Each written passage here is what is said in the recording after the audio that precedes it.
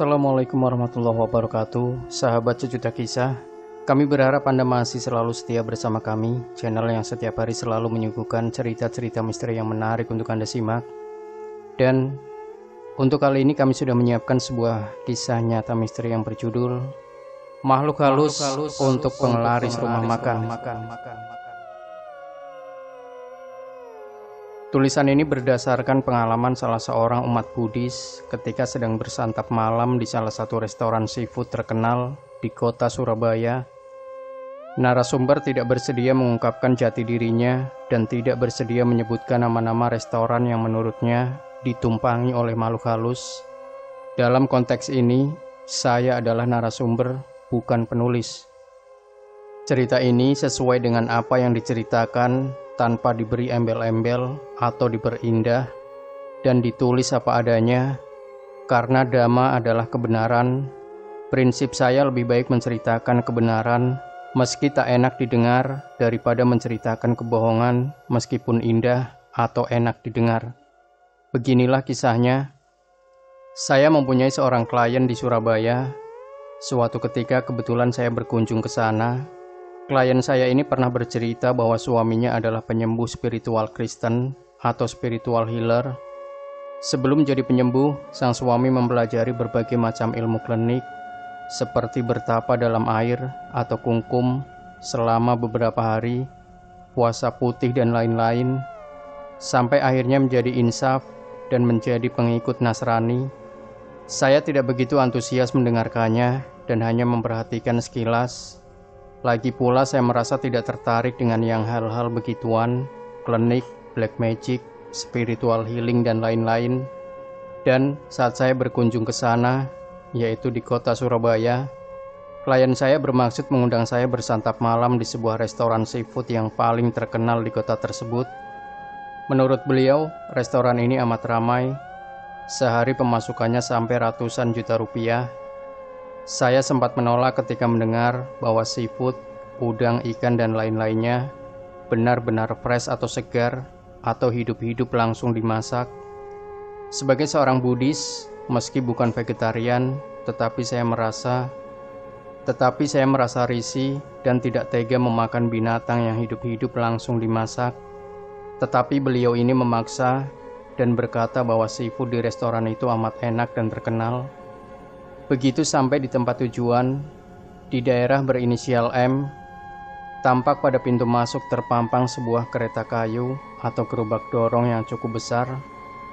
Saya mempunyai perasaan tidak nyaman dan dengan sengaja mengambil arah ke kanan atau menghindar. Beliau menyarankan agar saya memilih sendiri seafood yang akan dihidangkan. Saya menolak dengan halus dan menyarankan agar tidak memilih yang hidup. Selesai beliau memilih hidangan, kami berdua duduk di meja bulat agak besar, kira-kira cukup untuk 6 orang. Tempat duduk tersebut terletak agak dekat ke tengah ruangan. Saya lalu memperhatikan ke sekeliling. Ruangan luas dan terdapat banyak meja serta kursi. Dan ketika melihat ke arah atas, tampak patung kuda putih. Kalau tidak salah berjumlah 3 ekor, tergantung di atas di tengah-tengah atap. Kemudian tepat di tengah-tengah ruangan, tak begitu jauh dari tempat duduk kami, tampak ada tandu pengantin Cina antik yang terbuat dari kayu. Saya berusaha untuk tidak melihat ke arah tandu karena merasa tidak nyaman. Dalam hati saya berpikir, kok tempat ini terasa angker dan membuat hati saya merasa tidak genah. Tak lama kemudian, makanan dihidangkan. Terus terang saya tidak merasa makanan itu enak. Rasanya biasa saja, hambar, dan sama sekali tidak istimewa. Sehingga saya merasa heran melihat betapa ramainya restoran seafood itu. Kira-kira 20-30 menit kemudian, suami klien saya muncul bersama kedua anak laki-lakinya yang baru berangkat remaja. Setelah saya diperkenalkan kepada suami dan anak-anaknya, sambil menunggu hidangan selanjutnya, kami mengobrol tentang hal-hal umum alias basa-basi. Tampak suami klien saya memperhatikan saya dengan seksama. Saya agak heran, lalu dia bertanya, "Bu, coba lihat, ada apa di tandu sana?" Karena saya kaget ditembak secara tiba-tiba, secara spontan saya langsung melihat ke arah tanda. Sebelumnya firasat saya sudah merasakan ada sesuatu yang aneh di sana, tapi saya berusaha tak ambil peduli dan berusaha tak memperhatikan tanduk itu. Tetapi karena kaget, secara otomatis saya melihat dengan mata batin. Meski saya tidak memalingkan kepala, tetap saja mau tidak mau tetap terlihat reaksi spontan. Dan tampak seorang wanita duduk di dalam tandu sana. Dan pada saat itu juga semua bulu kuduk dan bulu roma saya berdiri, dan kedua tangan serta kaki saya dingin. Hati saya tergetar, dan tiba-tiba saya merasakan ada kesedihan amat mendalam di sana pada wanita itu. Suami klien saya terus mendesak dan bertanya. Saya menjawab secara spontan tanpa bisa direm, "Seorang wanita." Lalu ia bertanya lebih lanjut, "Tua atau muda?" Saya jawab muda. "Sudah nikah belum?" "Hampir." Saya jawab hampir karena wanita itu mengenakan baju pengantin kuno, seperti zaman Cina kuno dengan segala ornamen dan atributnya. Sebenarnya saya melihat pada perut wanita itu ada bekas tusukan, berdarah. Rupanya wanita itu dibunuh dalam perjalanan menuju ke tempat upacara pernikahan atau kepelaminan.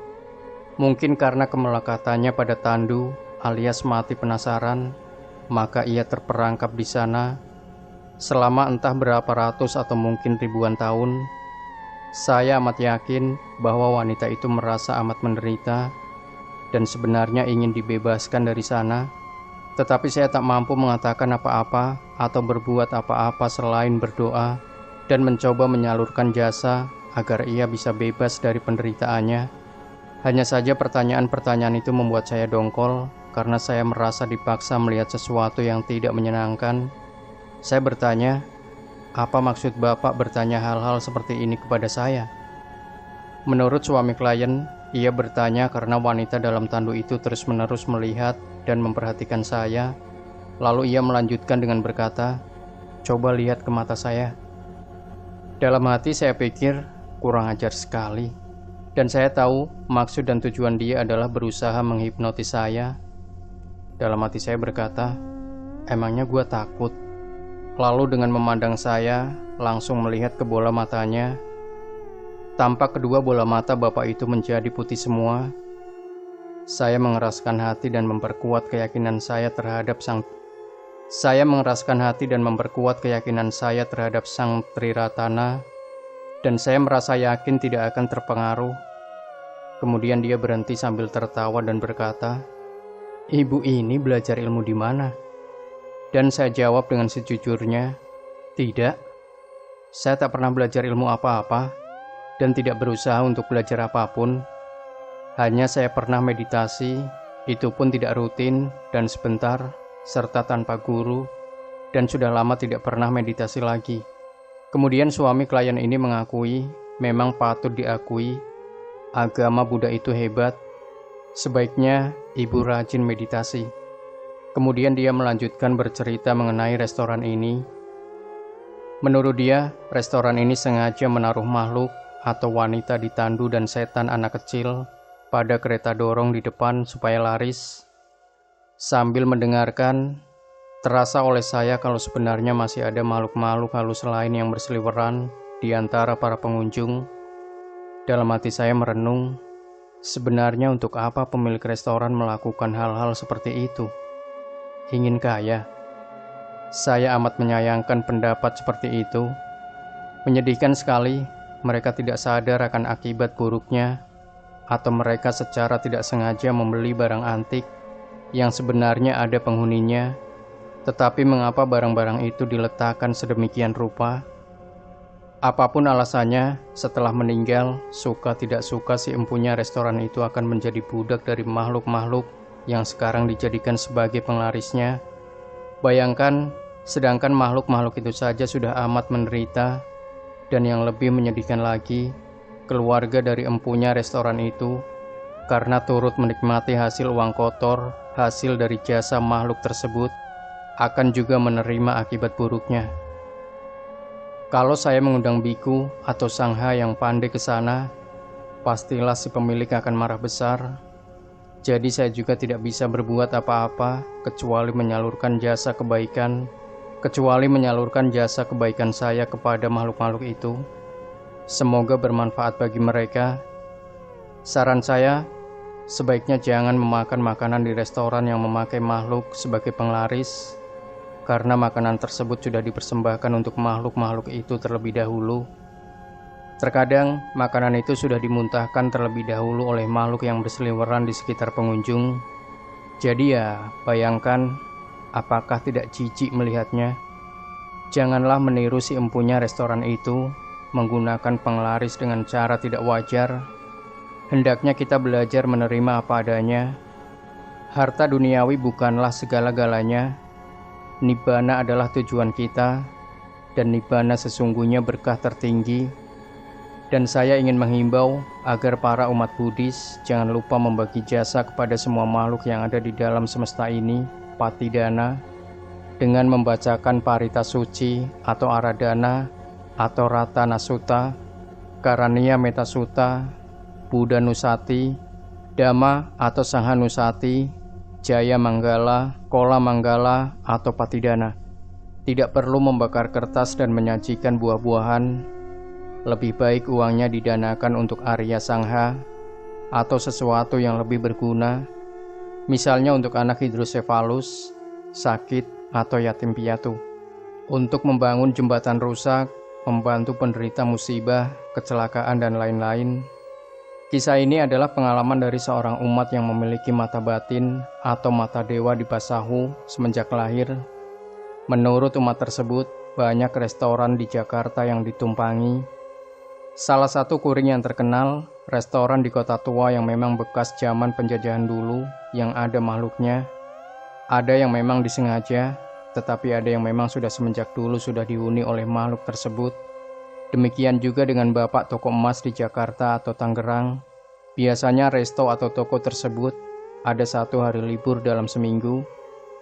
Hari tersebut digunakan khusus untuk mempersembahkan sesajen kepada makhluk yang menumpang tersebut.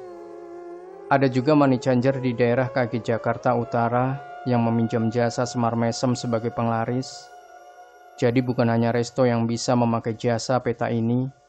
Jadi berhati-hatilah makan di restoran. Bila merasa tidak genah seperti bulu kuduk berdiri, ada bebauan aneh. Tidak selalu harus bau, kadang wangi bunga. Tiba-tiba angin kencang bertiup, padahal tidak hujan. Sebaiknya jauhi tempat-tempat seperti itu. Cerita ini bukan bertujuan untuk menakut-nakuti, tetapi lebih untuk meningkatkan kewaspadaan kita. Sekali lagi, percaya atau tidak, terserah Anda. Dan mohon maaf bila tidak berkenan di hati Anda. Semoga bermanfaat bagi Anda. Paling tidak membuka wawasan kita bahwa setan itu ada, dan tidak seperti perkiraan orang pada umumnya, bahwa setan itu berada di neraka. Tidak, pendapat itu tidak benar. Meski tidak memiliki alam sendiri, tapi setan tidak berada di neraka.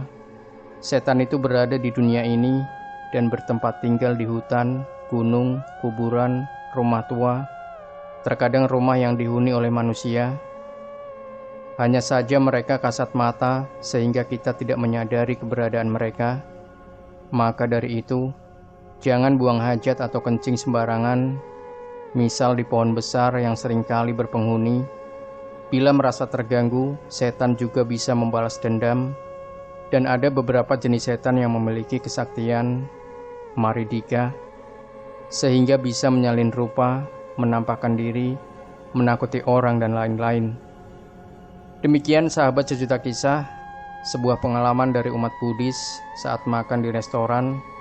Jangan lupa berikan komentar Anda, like, share video ini, subscribe channel Sejuta Kisah, dan kembali nantikan cerita-cerita misteri terbaru dari kami. Wassalamualaikum warahmatullahi wabarakatuh.